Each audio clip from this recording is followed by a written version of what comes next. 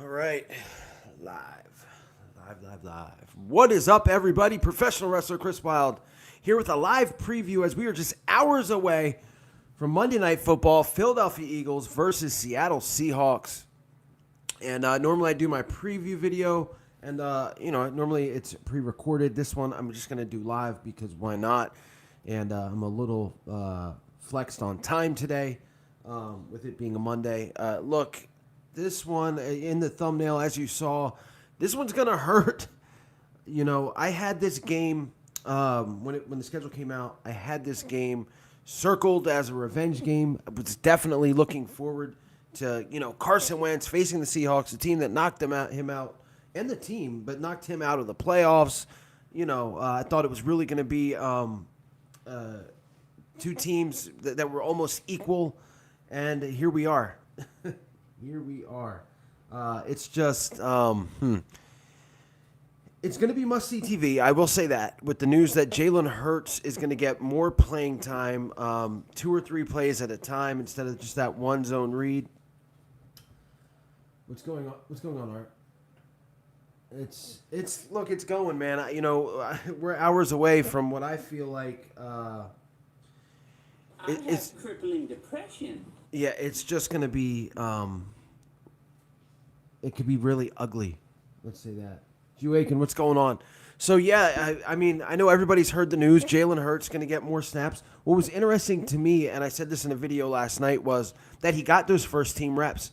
Now, I have a theory that when the Eagles take the field on offense, Jalen Hurts is going to be under center. I really feel like, and I don't know for how many plays. I mean, look, if he starts the game and has 3 or 4 good plays, they might just keep him in. But I think he's going to start the game. And if not start the game, I think if Carson Wentz continues to play poorly, he'll eventually be brought in. Like if it's 10-3 at halftime, I think you're going to see Jalen Hurts in the second half. If it's 17-3 at halftime, I think you'll see Jalen Hurts in the second half. And look, I'm willing to give him a chance too because he does. He wears that Eagle helmet. So I'm definitely willing to give him a chance. Carson Wentz struggled is saying it nicely. He has without a doubt been the worst quarterback in the league this year, which is crazy, because coming into the year, you look at the weapons that he had, and you thought, like, this guy is an MVP candidate. And he's been through 11 different offensive lines. So you got to look at that as well. I don't know any other quarterback. I mean, I'm talking Pat Mahomes. I'm talking Tom Brady, Lamar Jackson that can survive with the situations that Carson Wentz has had to survive with. But it's there. And look, there's been plays to be made. And what really worries me is I never saw him hesitate as much. There's so much hesitation with Carson Wentz. And I've read an article saying that they equate it to like someone with PTSD because he's been hit so much. He's thrown so many bad passes. He hesitates so much, and it just that interception that he threw last week, the first one, was absolutely horrible.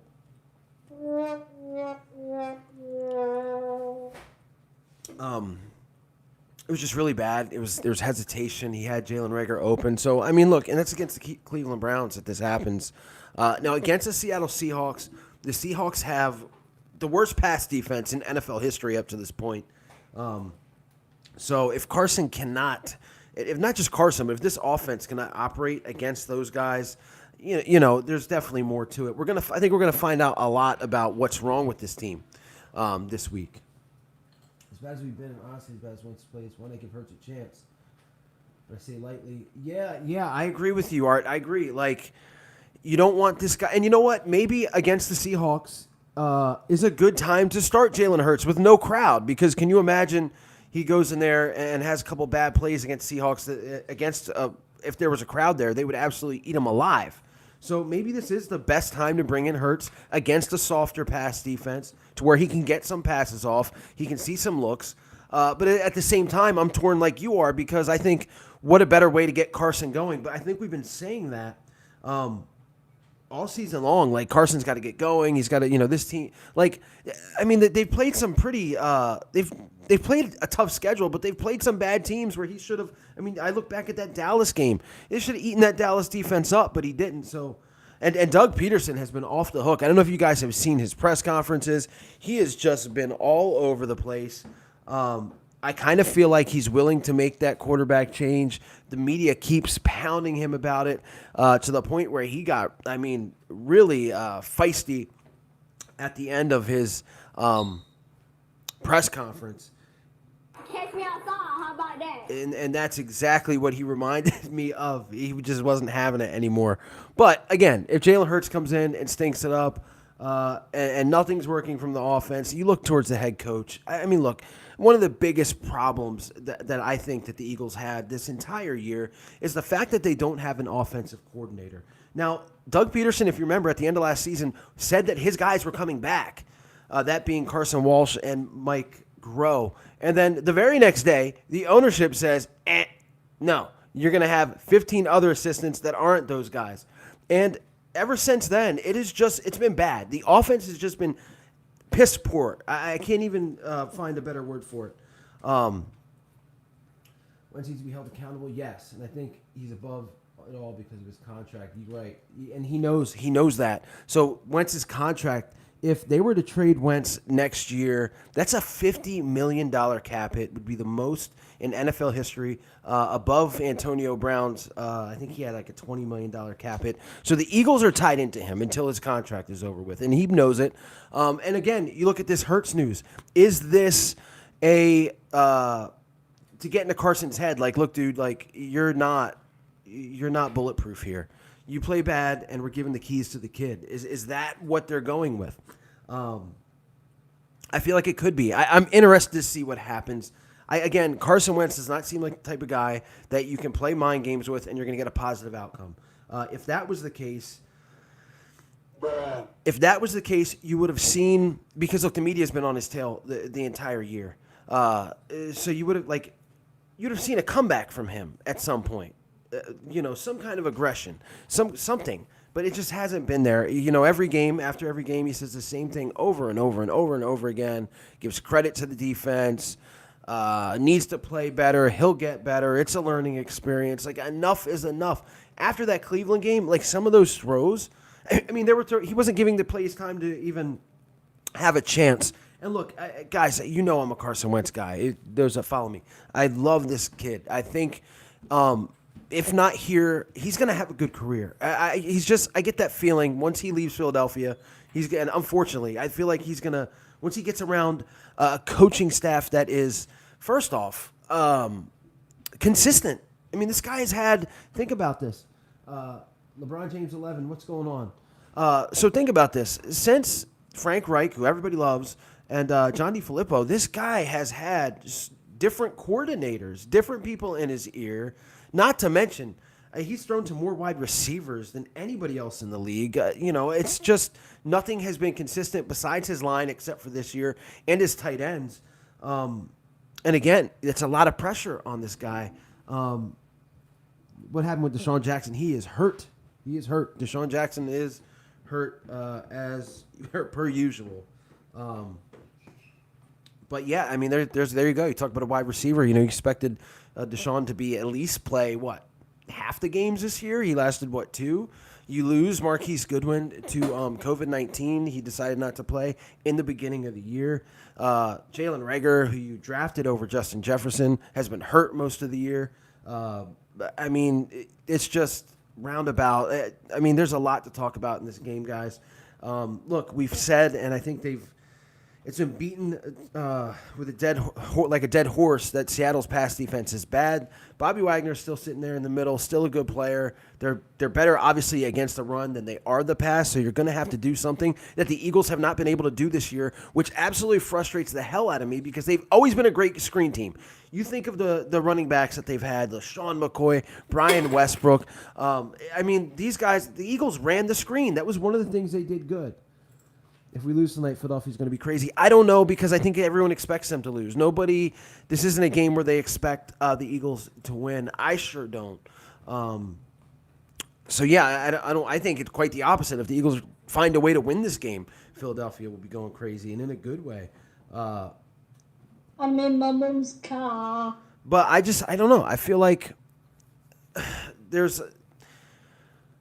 everyone's looking at the Seattle defense. I think that you need to look at their offense, Seattle's offense.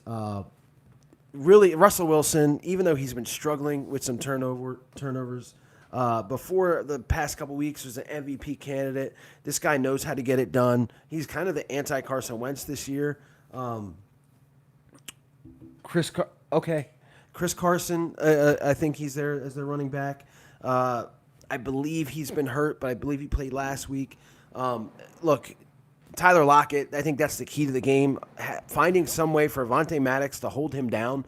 I'll talk about Avonte Maddox in a minute, but then there's a big elephant in the room that everyone's going to be talking about. The name that everyone's going to be talking about, not named Jalen Hurts, is DK Metcalf. DK Metcalf, every time you see this kid catch a touchdown or run a good route or just do anything, is like a slap in the face for us because he was sitting right there when the Eagles decided to draft J.J. Arcega-Whiteside, who, as of right now, the inactives have not been popped up unless they've done it since I turned this on. I guarantee he's going to be inactive this year. Tyreek Hill had, 260 yards yesterday? In one game, he had more yards than Arcega-Whiteside has had his entire career. So Metcalf, Metcalf, I guess, is going to be lined up against Slay. Slay's got a little bit of added motivation, as I saw like Clinton Portis and some other analysts basically forgot that Slay was even on the Eagles, and said that DK was going to go crazy, which, look, DK could go crazy. I think he's like this generation's Terrell. All right, are we back? Sorry, guys. One of the problems streaming via phone is when you get a phone call, it stops. So yeah, and it was my father of all people who should be watching me right now. So yeah, that phone call kind of paused everything. But I think I think I'm back with you guys. Anyway, I was talking about Avonte Maddox. Look, this kid is, I like Avonte Maddox, but I like him in the slot. He is not a number 2 cornerback. He's just not. You look at his history. You look at last year when they put him in that position. You look at this year, obviously, putting him in there. What's up, BJ? Bazooka Joe in the house. No, I don't know if Tyreek Hill could have been on the Eagles. What I was saying is Tyreek Hill had more yards in one game than J.J. Arcega-Whiteside had in his entire career, which is insane since Whiteside, this is his second year. It's his second year. Just the fact that one wide receiver did that. But you know what? Knowing Howie Roseman, they probably could have gotten Tyreek Hill. And actually, I saw something today that said that the Eagles chose, the year Tyreek Hill came out, that they chose Big V, Halapuli Vaitai, which, look, I don't mind that because Big V is one of the reasons why we won that Super Bowl in 2017. The fact that he was able to come in and take over for Jason Peters, who is the next guy that I want to talk about. Jason Peters, future Hall of Fame left tackle, who has absolutely gotten his ass whooped. He's been thrown around like a rag doll at that left tackle position. Yes, break out the old T.O. jersey. You know what? I had a T.O. jersey, and I had a lady spend the night at my house. I used to work at this bar, and I had her she spent the night. She didn't have anything to wear to bed, and I gave her my T.O. jersey and just said, keep it. What a big mistake that was. But Jason Peters playing right guard tonight as Jordan Mailata goes back where he should have been at left tackle. Another big reason, another big mistake by the Eagles. For whatever reason, they hold. Look, look. Jason Peters played great for us. He did. Again, he's going to go into the Hall of Fame.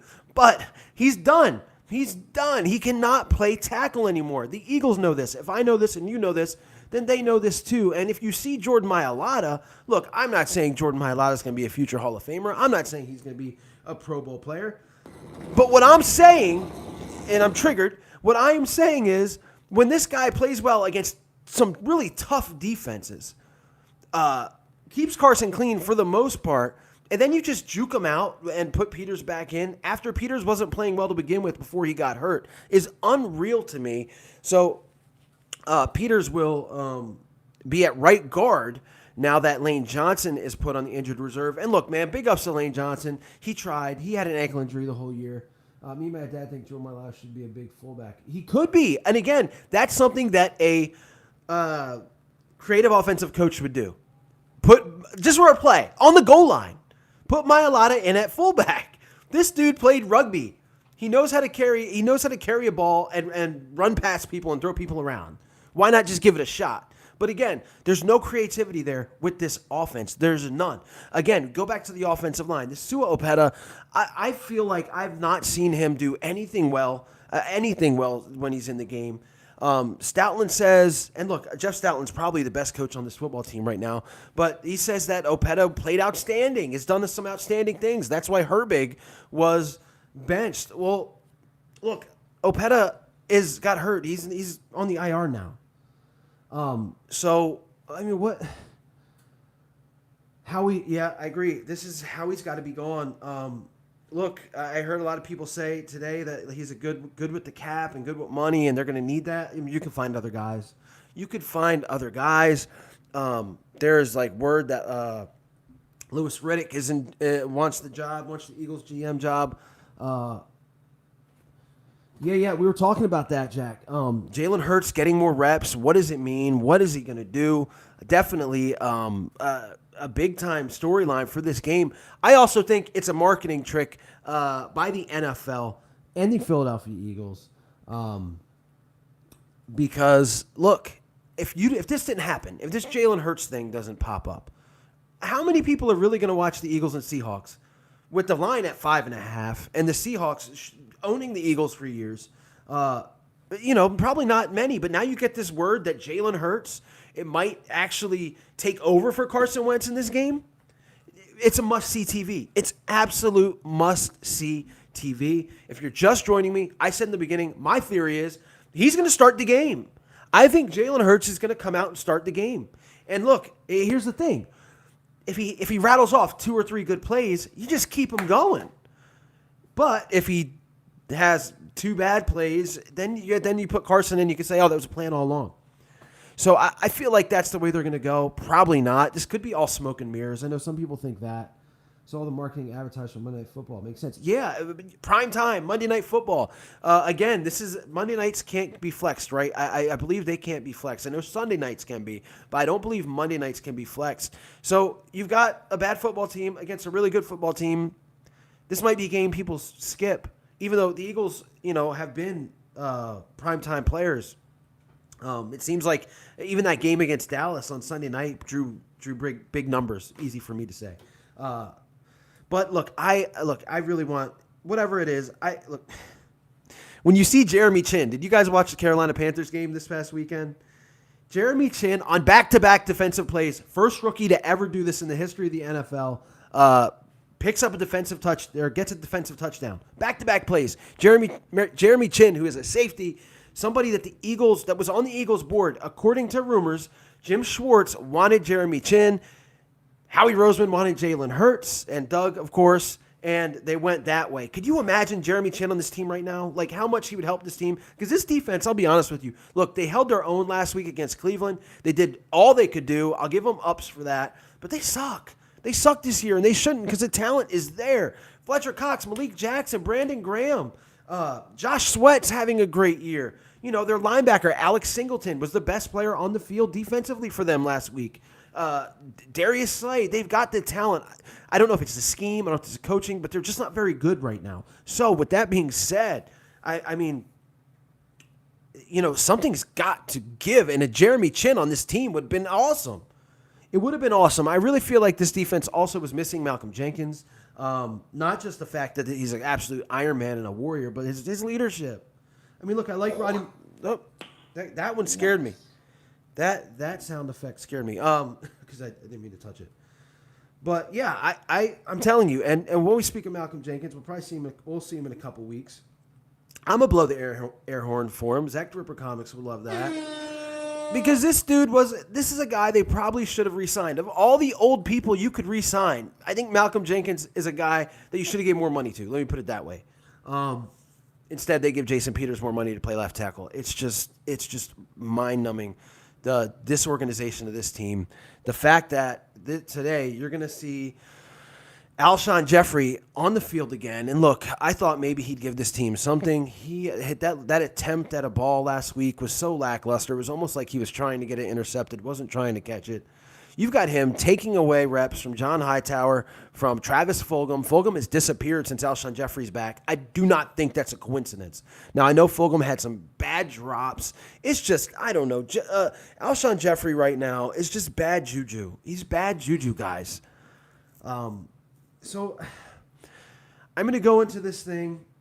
Tonight with a brave face and hope that this is not a complete blowout. I just feel like because look, the Seahawks, they're 7-3. They've got 3 losses. I think they lost to the Rams, they lost to the Bills, and they lost to the Cardinals. So it's not like they lost to teams that were scrubs. But I don't think that they're this juggernaut either. I think, like I said, if you can attack their defense, then you have a good chance of winning the game. The problem is the Eagles' offense has been so bad. So, I don't know. I hope you guys in the comment section leave your predictions to the game. I don't even want to give this a point. I can't even put points to this. I just think it's going to be – I think that's just the feeling. It's going to be very sad at the end of this game because if they lose by a blowout, this season's over. And I know I shouldn't have a lot of hope for the season anyway. But, man, you'd like watching the team when they have something to play for. I just feel like if they lose this game, and now you've got the Hurts versus Wentz stuff and the defense in disarray, it's just a bad look. Speaking of bad looks, I did want to talk about Sunday's games. Right now in the NFC East, the New York Giants are in first place. So, look. I am an absolute – look, I don't want to come out as an absolute Giant hater, but I am. Anybody that looks at this Giants team right now and by any stretch of the imagination thinks they're good must not have watched the game against the Cincinnati Bengals. They played a Cincinnati Bengals team without Joe Burrow, without their leader. A kid that, if Justin Jefferson isn't on the field or Jeremy Chin isn't on the field, might be Rookie of the Year. I mean, Burrow was great, and like I said, the heart of that team. They're facing a kid named Brandon Allen, who apparently is the coach's son. I don't know. Only win by 2 points, and yes, I know Daniel Jones got hurt. Colt McCoy, who's 86 years old, comes in the game, gets like a couple field goals. The points were already put on the board before that. When you're facing Brandon Allen-led Cincinnati Bengals team, you figure you should win by more than 2 points. That's all I'm going to say. That's all I'm going to say. The Cowboys and Redskins on Thanksgiving, what a absolute joke. I think the fact that the Cowboys get a Thanksgiving game every year is a travesty. Enough is enough. It's time for a change. Get the Cowboys off my TV on Thanksgiving. It's just horrible, horrible football. The same thing with the Detroit Lions. I get it. It's tradition, but the tradition sucks. It sucks, okay? The Cowboys, who I heard after they beat the Vikings, you had people dancing on Instagram and Skip Bayless looking like a moron. The Cowboys are back. They're taking the East. It's insane how much the media wants that team to do well. The Washington football team absolutely took their lunch money, destroyed them, embarrassed them, humiliated them on Thanksgiving. I think it was a 41-17 or 41-16 or something. I don't know.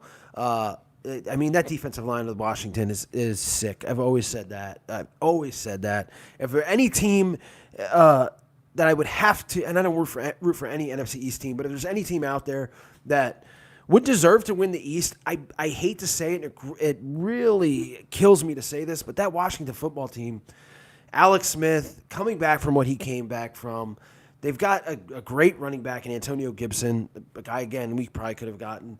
Terry McLaurin, another guy we could have gotten at wide receiver. The defense is great. Their coach is really good in Ron Rivera. I mean, they're playing good football right now out of all the NFC East teams. Now, again, by no stretch of the imagination are they good. But if they were in first place, which they were before the Giants game, I could understand why. So, it would be nice to see. And you know what I saw in that game, that Washington game? On 3rd and 1, they're running the football.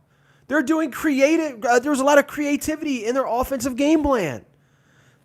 As an Eagles fan, I forgot what that looked like on 3rd and 1. I forgot what that looked like to run the football. It blew my mind. It blew my mind. It looked like a different thing. Every run play, you didn't have a wide receiver in motion to tip the defense off that was going to be a run play, which is what we've been dealing with. And that's got to end tonight. It just has to end tonight. Like, enough is enough, guys. Show me something tonight. If I just show me something. That's what I want. That's what I want out of this game. I don't want to see all this. If Carson, as somebody said, I can't remember, I think it might have been Art in the comments, if Carson is not playing well, he's got to be held accountable. Then throw Hurts in there. And I'll be honest with you, the guy that really probably should be playing besides Carson Wentz is Nate Sudfeld. Yeah, even if we lose, I just want to see something that looks like a football team. That's what I want to see. An offense that looks like an offense. You've got Miles Sanders. Miles Sanders, what is he averaging? Is he averaging over 5 yards a carry? I believe so. The fact that this guy in his career has never had, with a career with the Eagles, has not had over 20 touches a game is insane. Insane to me. That stuff's got to change. Yeah, Sudfeld knows this offense better than anyone. He probably knows it better than Carson. I mean, I hope happens today, and you know what, this is so far off. I hope the game starts. Wentz comes out on fire. He's taking advantage of the Seattle defense. That riles up the Eagles defense. They're taking control. They remember that playoff game last year, and it's just they shocked the world. But realistically, there's nothing that shows me that they're capable of that. There's nothing that shows me that Carson Wentz, again, after the Dallas game, when they came off the bye, I would have put money down. Like, look, Carson is going to look like a different quarterback because all the shit he heard during the bye week over that win against Dallas, not even a loss, a win, he's going to come back. He's got another week with this receiving core. They're going to come back hot. And it just did not happen. It just did not happen. Conservative as hell against the Giants. Mistake against the Browns. He just looks like the guy looks like he needs a break. Like he needs to sit down. Yeah, and I love him, but I just want to see something. Third and shorts, run the football, Doug. Please run the football on 3rd and short. Okay, guys, stop fumbling the ball.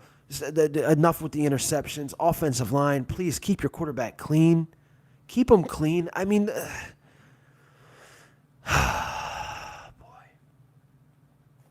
I'm glad I got this puller here. But look, guys, it's looking to be a long night. It is. But I'm here for it. Bleed Eagle Green, just like all of you. I love this game. I do believe in some of these players on this team. High school level fundamentals. Yep, absolutely. Oh, man. Let's talk about the fundamentals. Let's talk about not jumping off sides when you're on defense. Baker Mayfield isn't doing shit against you, and you just continue to give him yards and yards and yards. You stop the run game until you can't anymore. The offensive line, false starts, holds. I mean, it's like you said, it's the fundamentals that they're failing at. I did a video earlier about Jeffrey Lurie leaving practice in disgust, not coming to the Cleveland game. That says a lot, guys. That says a lot. That's a silent protest by Jeffrey Lurie. He does not like what he's seeing, and I heard he was unhappy after Week 8 and told the coaching staff and Howie, like, something's got to happen. So when you have the owner who is a bigger fan than all of us for many, many, many reasons, not being on the not taking the trip to Cleveland, and the team will make you think it's because of COVID. We'll see how the rest of the year goes with the travels starting next week in Green Bay. Whew, that's going to be a doozy too. It's just nuts. And before I leave you guys, like, I'm wondering if the inactives are out yet. I don't think so. I thought they had till 4. But I'm wondering if Jordan Howard makes his debut with the Eagles wearing number 41, horrible number for running back to have. I wonder if he makes his debut. I would put him in because Corey Clement hasn't done anything. And Jordan Howard, the one thing that he did in Miami, which he didn't do much in Miami, trust me, was get those goal line short yardage yards, the 1 or 2 yards here and there that they needed. I'd go with Jordan Howard. I know Deuce likes him a lot. Could be our next head coach. I don't know. But look, guys, thanks for staying with me, even with the technical difficulty, with my dad calling when he knows I'm doing a live stream, a preview before the game. I appreciate you guys. Look, I'm going to try to do one after the game. It's going to be really, really late, so it might have to wait till tomorrow. It all depends on what happens in this game. All we can do right now is pray. That's all we can do. Pray that the Eagles don't completely embarrass us tonight, and just come out with a little bit of fight. And actually, maybe Doug Peterson can find his balls. Maybe he can find his balls and his brains, because both are missing this year in different situations. It's all over the place. But again, thanks guys for watching. Go Birds. Go Birds, go Birds. F the Seahawks for what they did to us last year and the fact that they've owned us since as long as I can remember. Yes, please don't get blown out. And I'm going to, again, I hate the Seattle Seahawks. Absolutely hate them. I will be rooting on for these Eagles with everything that I got, even though in my brain, my brain is telling me not to. I'm going to do it because F the Seahawks. Go Birds. I'll see you guys later.